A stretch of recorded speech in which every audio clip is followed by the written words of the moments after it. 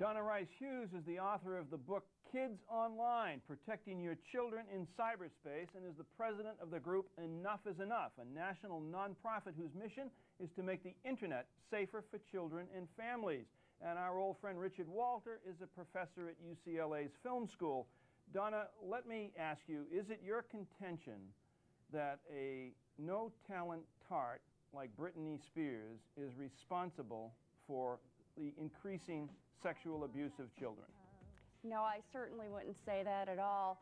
But what I would say is that we are finding an epidemic of sexual predators contacting children, abusing children, and there are many, many reasons for that. You've certainly covered the sexualization through the general media like music and that sort of thing and television, but we also have the phenomena of the internet. And this is an area now where sexual predators can interact with each other. They virtually validate their behavior and their sexual desire for young people, and they also have a plethora of children to choose from, and oftentimes they are actually targeting various children at the same time and making contact with them, and oftentimes the children don't even know that they are being targeted. For instance, if a kid goes into a chat room and a pedophile gets their email address, they can track them anywhere they are on the internet to get personal information from them.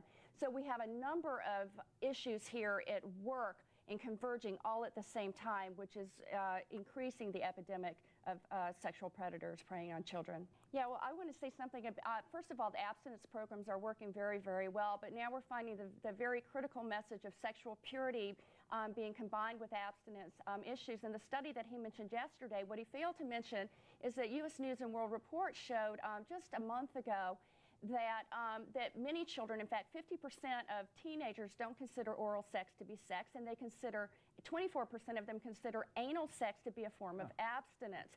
So we've got a lot of issues again going on here, and it is critical, obviously, that parents know what their kids are doing.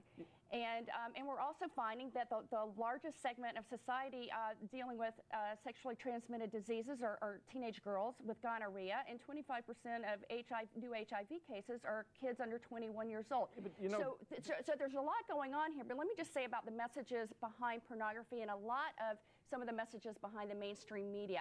And that is, oftentimes we're seeing messages like sex without responsibility, sex without commitment, and those kinds of things. And so we really need to counter that with good parental education and teaching their children appropriate messages.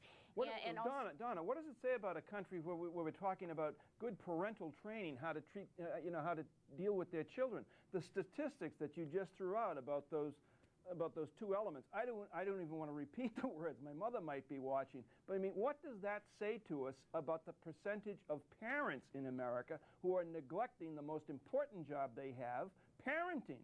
I absolutely agree with you, and I couldn't agree more, and that's why I think this show is so important, because we don't want parents to have a false sense of security just because we've got more technical virgins out there as far as young people, that they are truly abstinent, because kids are getting confused. They're getting bombarded with so much sexuality all at the same time, and that's a completely different subject than the problem of the pedophile and the predator becoming more and more sexualized and preying on young people.